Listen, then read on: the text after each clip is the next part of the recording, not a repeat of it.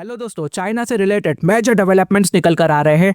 ये जो nuclear arms की जो रेस है ना, ये अब बहुत ज्यादा आगे निकल चुकी है। एक नई रिपोर्ट सामने निकल कर आई है जो यूनाइटेड स्टेट्स ऑफ अमेरिका की पेंटागन की असेसमेंट पर बेस्ड है। पेंटागन, जिसे अब officially United states department of war भी कहा जा रहा है, इनके मुताबिक ना चाइना ने 100 से ज्यादा long range nuclear missile develop कर ली है। इमेजिन करिए, 100 से ज्यादा long range nuclear missile Bharat के करीब है। ये कितना भारत की इंटरनल सिक्योरिटी के लिए खतरा होगा।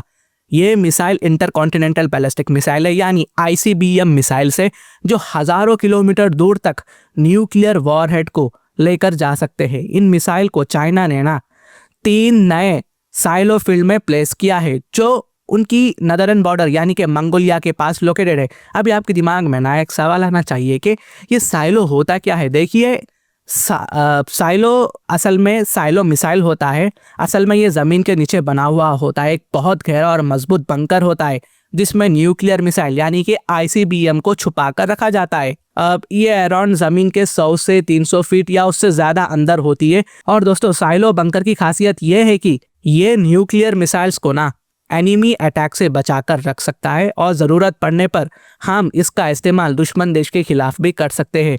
ये ऊपर से कंक्रीट और स्टील का हैवी कवर होता है। कवर इतना स्ट्रांग होता है कि नॉर्मल बॉम्बिंग से डैमेज ही नहीं होता। ये हमेशा वर्टिकल पोजीशन पर होता है। अक्सर आपने देखा होगा कि मिसाइल लॉन्चिंग के टाइम पे मिसाइल एक ढक्कन से बाहर आता है, तो इसको ही साइलो मिसाइल कहते हैं। और इनका जो कमांड है ना, ये कंट्रोल रूम से दिया जाता है, यहाँ पर नहीं होता। इनका कंट्रोल रूम जो है अलग से होता है और ये कुछ ही सेकेंड्स में लॉन्च होने के बाद एटमॉस्फेयर क्रॉस कर लेती है। नाउ, अमेरिका को पहले से पता था कि चाइना साइलोस बना रहा है, लेकिन पहली बार एग्जैक्ट नंबर अब जाकर कंफर्म हुआ है कि इन साइलो के अंदर भी एक्चुअली मिसाइल्स लोडेड हो चुके हैं। पहले अमेरिका को लगता था कि कोई मिसाइल तो नहीं है, बस साइलो बना हुआ है, लेकिन अभी एक्चुअली जो रिपोर्ट सामने निकल कर आई है उसमें कंफर्म हो चुका है कि इसमें मिसाइल्स ऑलरेडी लोडेड है। और ये उस वक्त हो रहा है जब वॉशिंगटन दुनिया को ना डी न्यूक्लियराइजेशन की बात करने बुला रहा है। यूएस प्रेसिडेंट डोनाल्ड ट्रंप ने एक प्रपोजल रखा था कि अमेरिका, चाइना और रशिया मिलकर एक नया न्यूक्लियर रिडक्शन प्लान शुरू करेंगे, लेकिन बेजिंग की तरफ से इस प्रपोजल पर कोई इंटरेस्ट नहीं दिखाई दिया। राइटर्स के मुताबिक पेंटागन की ड्राफ्ट रिपोर्ट बताती है कि चाइना अपना न्यूक्लियर आर्सेनल रैपिडली स्पीड के साथ एक्सपैंड कर रहा है। रिपोर्ट कहती है कि चाइना ने ना अपनी 3 नए साइलो फील्ड में 100 से ज़्यादा DF-31 मिसाइल लोड कर रखे हैं।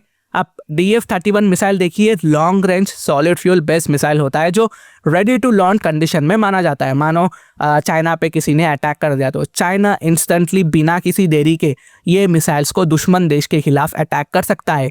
ये डेवलपमेंट चाइना के न्यूक्लियर एक्सपेंशन का एक बहुत बड़ा कदम माना जा रहा है।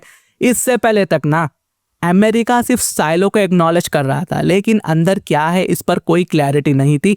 अब पिक्चर क्लियर हो चुकी है। उल्टा गाइस, बेजिंग को जब जब वॉशिंगटन न्यूक्लियर टॉक्स की तरफ बुलाता है, वो साइलेंटली न्यूक्लियर मिसाइल्स पर, आईसीबीएम पर, न्यूक्लियर मॉडर्नाइजेशन पर फोकस कर रहा है, डेवलप कर रहा है। नंबर्स भी काफ़ी ज़्यादा अलार्मिंग है।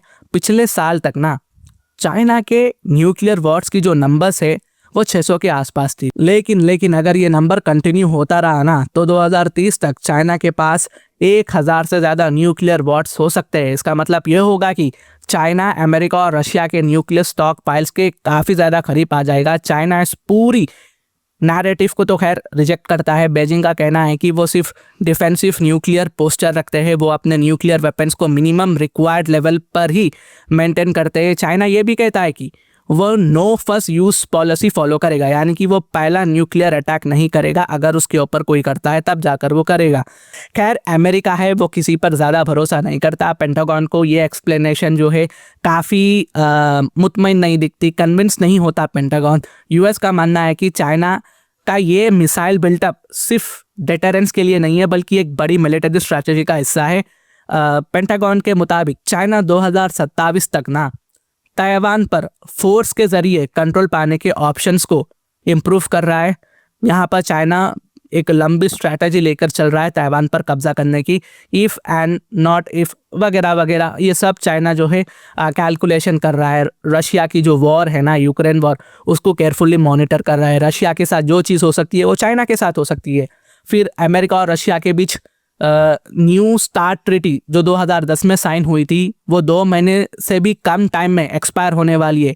ये ट्रीटी यूएस और रशिया के न्यूक्लियर वॉरहेड्स और डिलीवरी सिस्टम को लिमिट करती है। अगर ये ट्रीटी एक्सपायर हो जाती है ना, और कोई नया एग्रीमेंट नहीं होता अमेरिका और रशिया के बीच में, तो दुनिया के पास किसी भी तरह की binding nuclear arms control deal नहीं बचेगी। एक्सपर्ट्स वार्न कर रहे हैं कि ये सिचुएशन एक 3 तरफा न्यूक्लियर आर्म रेस को जन्म दे सकती है, जिसमें अमेरिका, रशिया और चाइना तीनों शामिल होंगे। अगर ऐसा हुआ ना, तो ग्लोबल सिक्योरिटी के लिए ये सबसे डेंजरस फेस होगा। तो दोस्तों, आपकी क्या राय है चाइना के बारे में, यूएस के बारे में? मुझे कमेंट कर बताएं। और क्या रशिया इस केस में क्या करेगा वो भी बताएं। तो ये कुछ अपडेट्स थी जो मैंने आप तक लाया है। अगर मेरी वीडियो इन्फॉर्मेटिव दिखे तो इंटरनेशनल अफेयर्स के लिए आप मेरे चैनल को सब्सक्राइब कर सकते हो। Thank you for watching, thank you for listening, and I always say God bless you all.